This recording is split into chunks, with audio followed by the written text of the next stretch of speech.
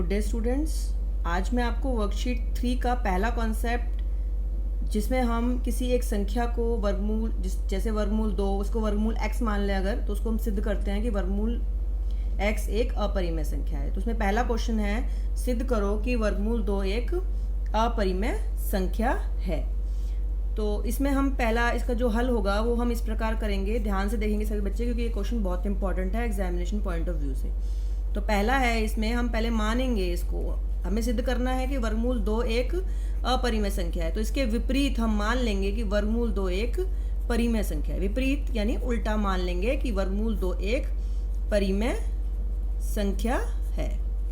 अगर वर्गमूल 2 एक परिमेय संख्या है तो परिमेय संख्या की परिभाषा के अकॉर्डिंग इसको कहा जाता है कि वर्गमूल 2 को a/b या p/q की फॉर्म में लिखा जा सकता है। कोई भी एक परिमेय संख्या के रूप में लिखा जा सकता है जहां b 0 नहीं है। ये बहुत इंपॉर्टेंट कंडीशन है कि b 0 नहीं होना चाहिए। और a और b क्या है?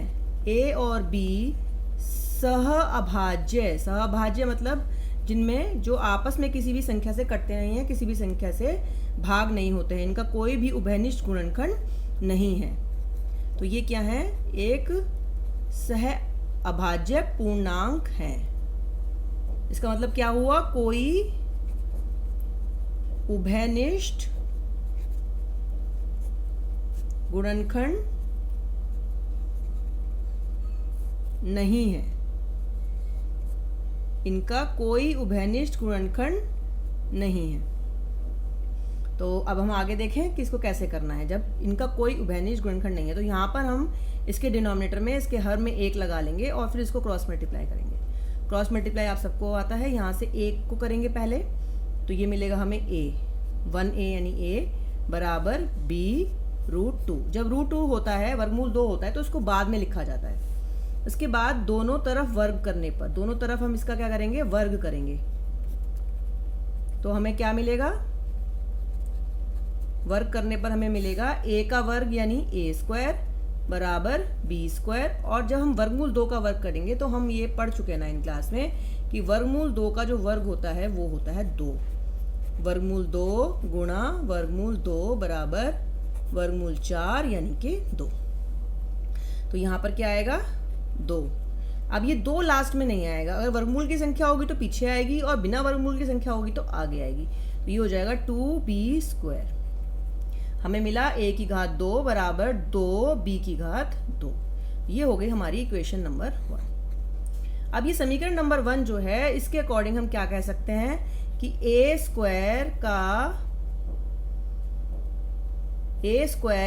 2 से विभाजित होता है।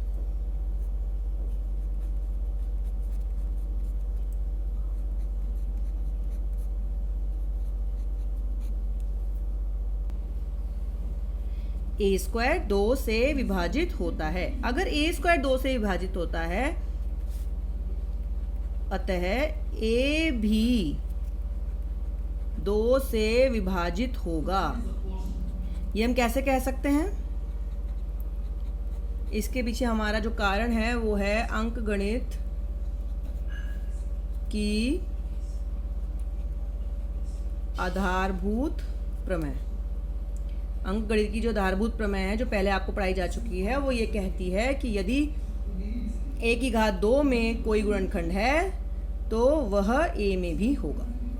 तो a भी 2 से विभाजित होगा। तो ये पहली हमें मिल गई, एक बात हमें प्रूव कर दी कि a 2 से विभाजित होता है। अब हम अगली कंडीशन पे जाते हैं। तो जब a 2 से विभाजित होता है तो इसको हम मान सकते हैं a बराबर 2c।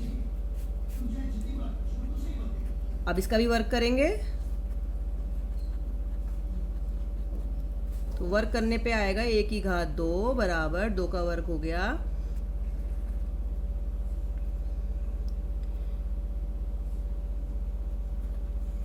4c की घात 2। अब हम इस a की घात 2 का मान कहाँ रख देंगे? समीकरण 1 में।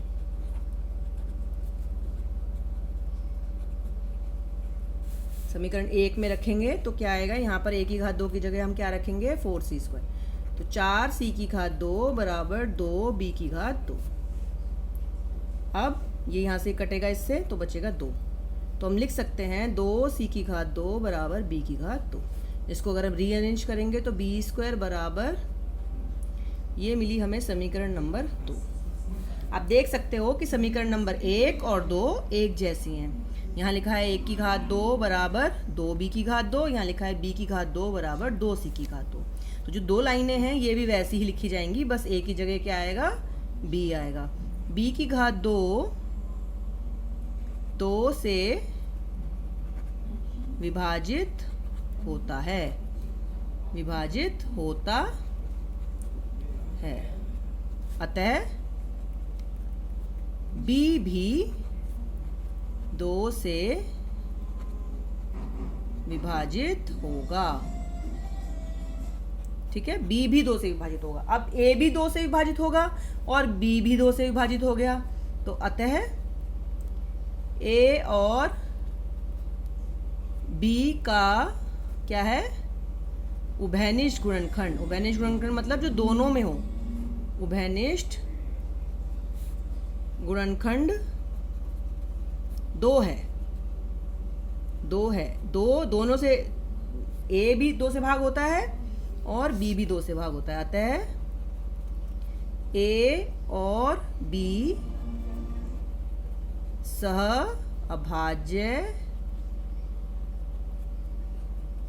नहीं है। और ये कैसे हो गया, हमने पहले कहा था कि a और b सह अभाज्य पूर्णांक हैं और यहाँ हम कह रहे हैं कि a और b सह अभाज्य नहीं है। यह क्या हुआ, यह विरोधाभास, ये विरोधाभास पैदा हो गया। विरोधाभास मतलब दो अलग अलग बातें आ गई। विरोधाभास क्यों पैदा हुआ ऐसा विरोधाभास? विरोधाभास कब पैदा होता है, जब हम किसी गलत बात को मान लेते हैं।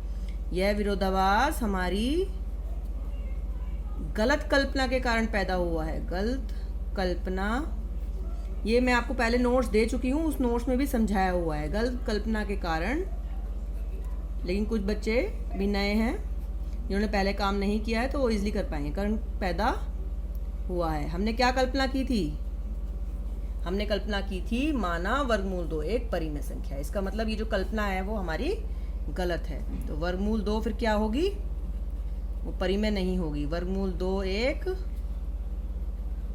अपरिमेय संख्या होगी। क्या होगी, अपरिमेय संख्या है। तो ये हमने सिद्ध कर दिया कि वर्गमूल 2 एक परिमेय संख्या नहीं है, वह एक अपरिमेय संख्या है। ये एक तरह का क्वेश्चन है जो एग्जाम में आता है। दूसरे तरह का क्वेश्चन जो एग्जाम में आता है वो नेक्स्ट वीडियो में मिलेगा, क्योंकि अगर हम एक ही वीडियो में डालते हैं तो वीडियो बड़ी हो जाती है। ठीक है, तो इसमें हम इस क्वेश्चन को क्लियर कर रहे हैं। बहुत इंपॉर्टेंट क्वेश्चन है, एग्जाम में ज़्यादातर पूछा जाता है। Thank you.